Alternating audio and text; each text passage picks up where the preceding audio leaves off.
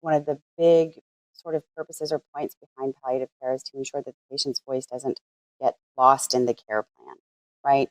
Some of the things we've already touched on, I want to dig a little bit deeper into, um, because quite often I think patients are fearful of going to their medical oncologist with some of these things, particularly as they pertain to pain or side effects, because they think that that might mean if I go and start Mm-hmm. complaining about it, they're going to take me off this drug, and I really want to stay on this drug, right?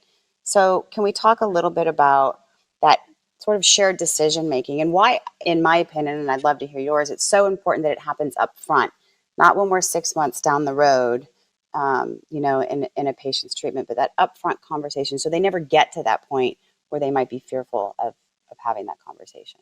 The content of what you get in a visit is often informed by the context. So when I see a patient in my palliative care clinic, I get very different information from them versus when I see them in my oncology clinic, because I actually run two different clinics on two different days of the week.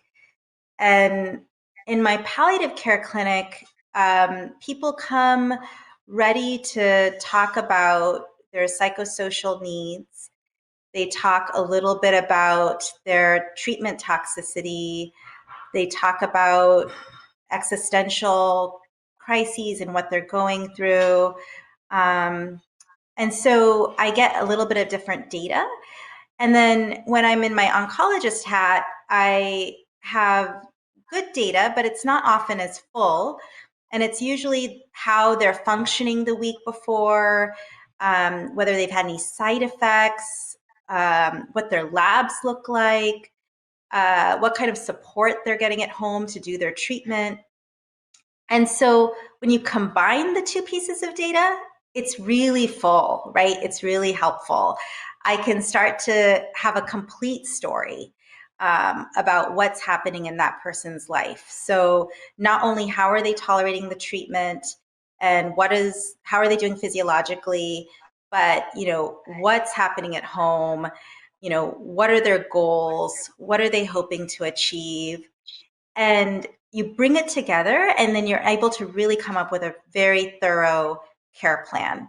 Medical care has gotten so complicated. We have often 5 doctors, 6 doctors. We're often in inpatient care and outpatient care, radiologic care, surgical care.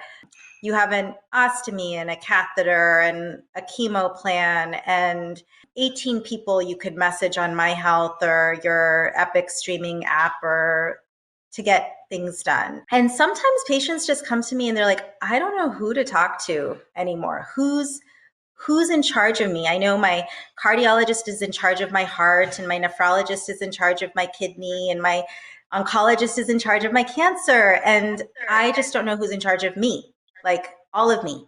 And I think that where we may not be someone's primary care doctor, we do care about all of you.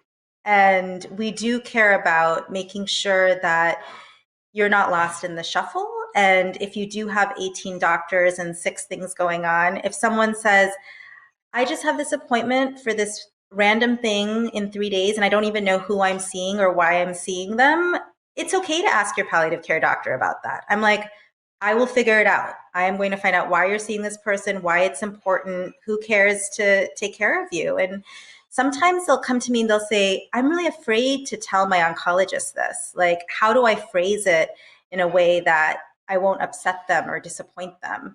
And so I'll come up with ways to soften that communication and also sometimes say, can I help you with that? I can, send a message and start the conversation to iron things out. So and the hope here is that we're really making sure that the patient's goals, the patient's goals, the patient's wishes, the patient's desires for what they want to achieve are occurring.